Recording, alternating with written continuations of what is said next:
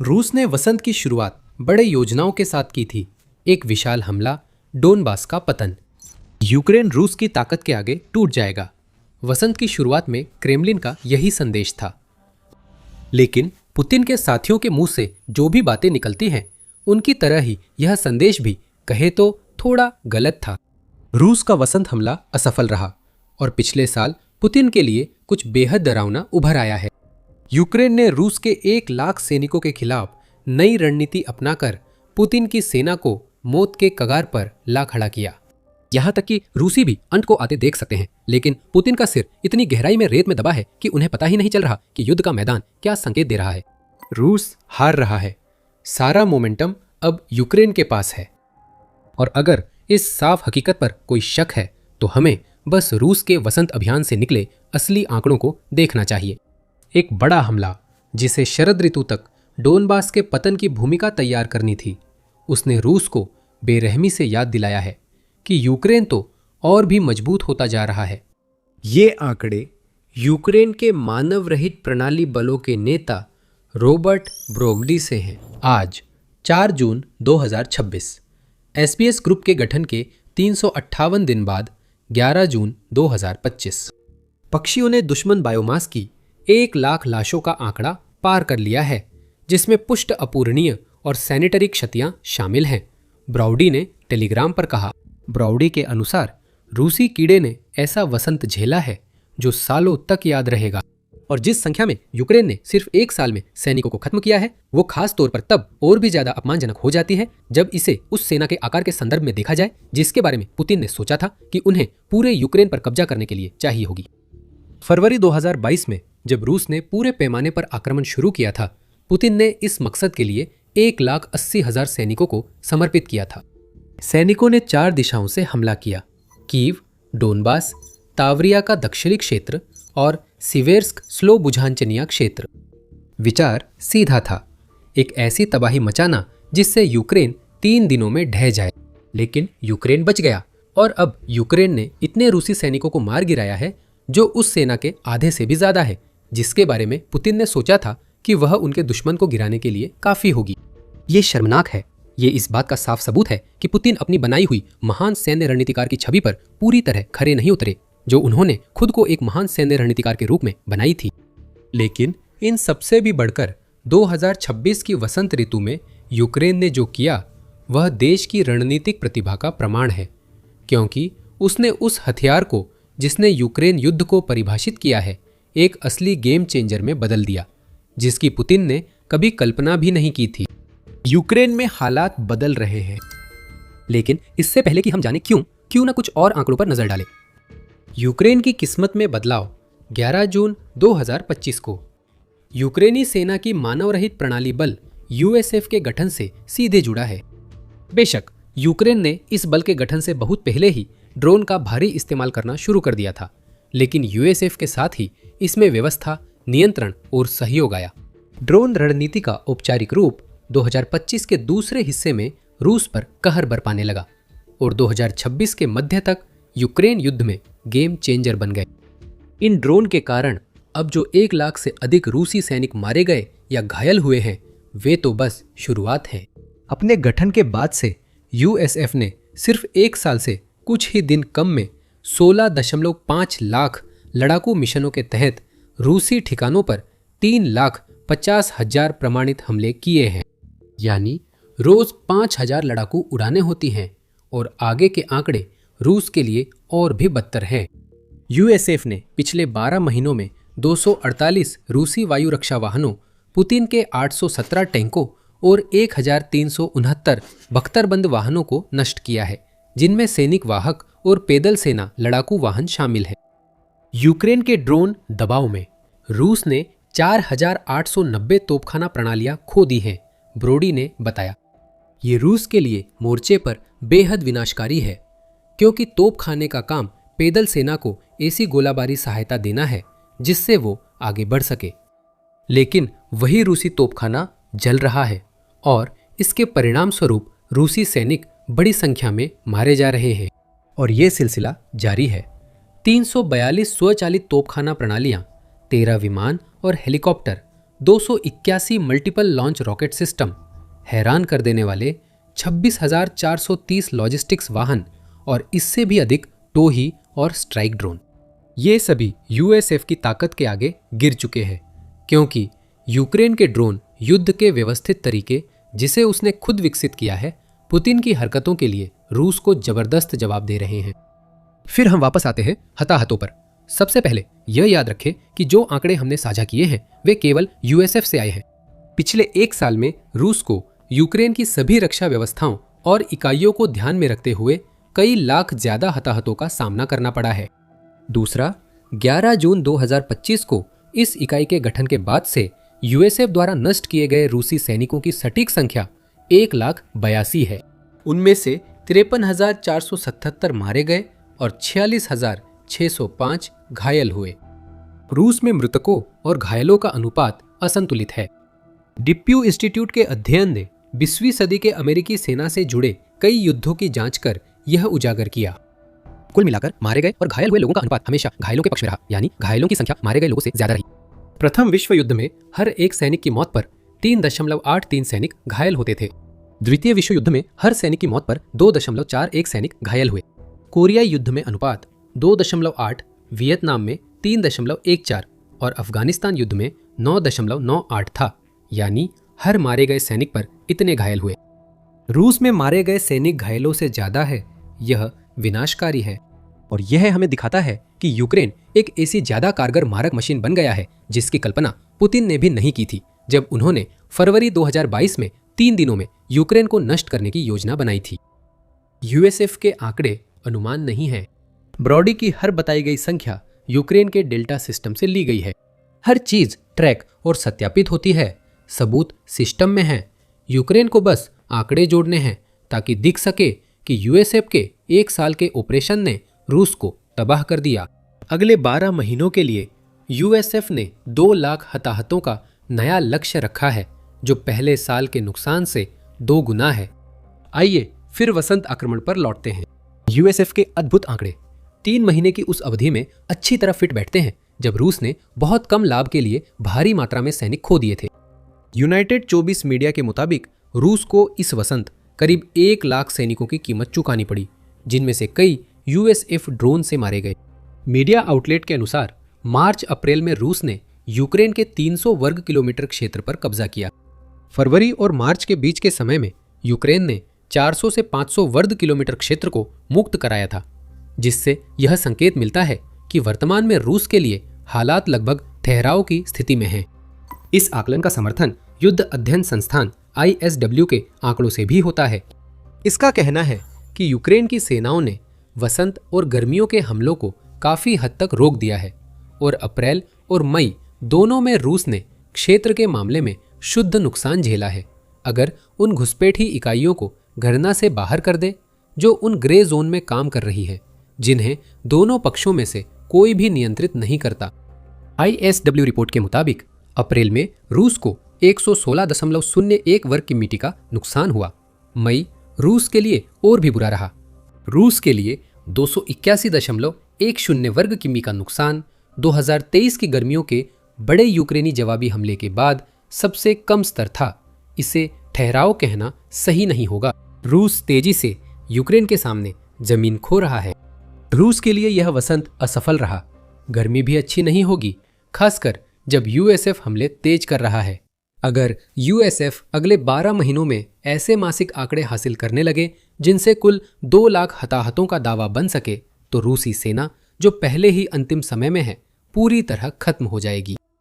रिपोर्टों के अनुसार यूक्रेन की नागरिक आबादी पर रूस के लंबी दूरी के हमले पुतिन की सेना की जमीनी असफलता के साथ तेज हो गए हैं। ये रूसी हवाई ताकत का प्रदर्शन माना जाता है, लेकिन ऐसा नहीं है।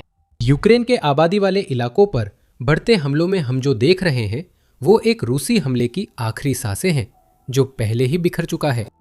रूस एक ही दिन में कीव व आसपास 1500 ड्रोन भेज रहा है, क्योंकि वो बेहद हताश है। ड्रोन की संख्या से लगता है रूस को युद्ध में बढ़त है। यूएसएफ के आंकड़े दिखाते हैं कि ऐसा नहीं है। ये यूक्रेन की रणनीति में ऐसे बदलाव का संकेत है जिसे रूस नहीं संभाल सकता। इस बदलाव ने यूक्रेन युद्ध की तस्वीर बदल दी है। लेकिन इससे पहले एक बात, ये मिलिट्री शो है। अगर आपको हमारे चैनल से कुछ फायदा मिल रहा है तो अभी सब्सक्राइब करने का सबसे अच्छा समय है, ताकि आप हमारी कोई भी वीडियो मिस न करें। यूक्रेन की नई रणनीति क्या है? हमने पहले भी कहा था कि ड्रोन कई सालों से यूक्रेन की रणनीति में अहम है। यूएसएफ के आंकड़े दिखाते हैं कि पहले यूक्रेनी यूनिट्स बिना तालमेल के रूस पर ड्रोन हमला करती थी। अब यूएसएफ के नेतृत्व में ये एक संगठित अभियान बन गया है, जिसने युद्ध के मैदान पर रोबोटिक्स की ताकत लाई है। यूक्रेन में हालात बदल रहे हैं, क्योंकि देश ने जिस रोबोट सेना को वर्षों में तैयार किया है, वह अब पहले से कहीं बड़ी और अधिक संगठित है। अब यूक्रेन सैन्य ड्रोन टेक्नोलॉजी में दुनिया का अग्रणी देश है। द ऑब्जर्वर के अनुसार देश हर साल कम से कम 4 मिलियन ड्रोन बनाता है। यह संख्या बढ़ती रहेगी।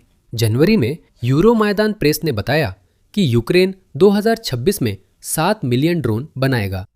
इस समय अनुमान है कि ड्रोन दोनों पक्षों पर युद्ध के मैदान में 80% हताहतों के लिए जिम्मेदार हैं। लेकिन इस युद्ध के महत्वपूर्ण क्षेत्र में यूक्रेन सबसे आगे निकल रहा है। कैसे? किल जोन का विस्तार। फिर से, यूक्रेन के किल जोन 2026 में युद्ध के लिए कोई नई चीज नहीं है। ये काफी समय से मौजूद हैं। हालांकि यूएसएफ के गठन के बाद इनमें कई बदलाव आए हैं। किल जोन के शुरुआती रूप मोर्चे से करीब 10 से 20 किलोमीटर आगे तक और उसके ठीक पीछे के ग्रे जोन तक फैले हुए थे। इसका मकसद था कि रूसी सैनिकों के लिए मोर्चे तक पहुंचना जानलेवा हो जाए। यूक्रेन ने अपने किल जोन से पुतिन के हजारों सैनिकों और सैकड़ों उपकरणों को मोर्चे की किलेबंदी तक पहुंचने से पहले ही खत्म कर दिया है।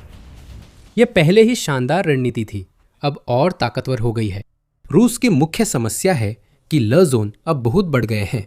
मध्यम दूरी के ड्रोन की नई पीढ़ी ने उन जोन को, जो पहले कोई दर्जन भर किलोमीटर तक फैले होते थे, इतना बढ़ा दिया है कि अब वे रूसी पीछे के इलाके के विशाल हिस्सों को कवर करते हैं। ये हर जगह दिख रहा है। लुहांस्क में यूक्रेनी ड्रोन का आसमान पर नियंत्रण है। तीसरे सेना कोर के अनुसार वे ड्रोन रूस के कब्जे वाले इलाकों में उड़ सकते हैं, क्योंकि पुतिन की सेना यूक्रेन के बढ़ते किल जोन का जवाब नहीं दे पा रही है।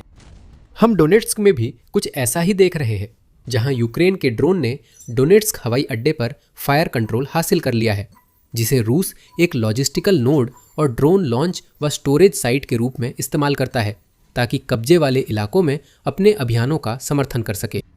यूक्रेन ने ड्रोन से रूस को क्रीमिया जोड़ने वाले RR 280 हाईवे के बड़े हिस्सों पर हवाई नियंत्रण स्थापित किया है।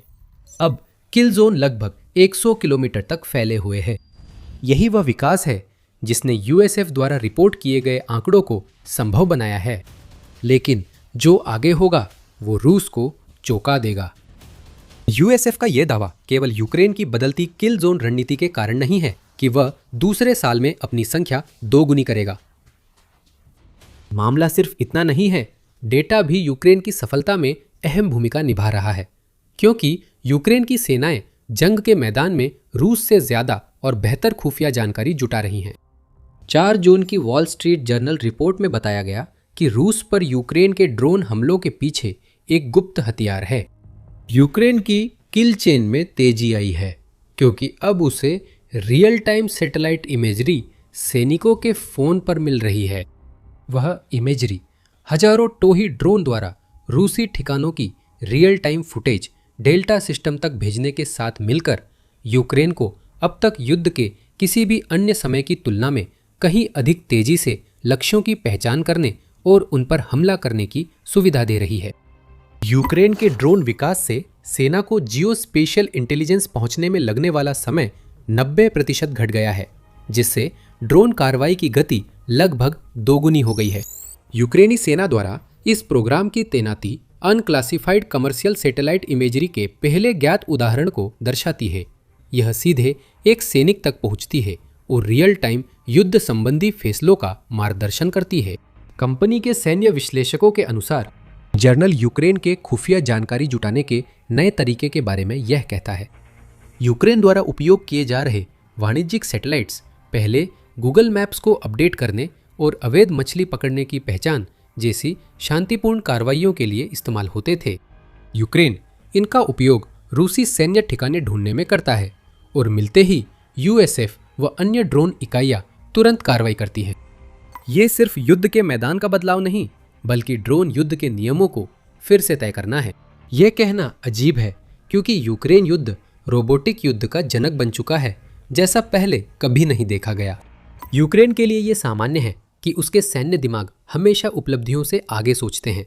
वो खुद को ढालकर रूस को नुकसान पहुंचाने के हर मौके का फायदा उठाता है।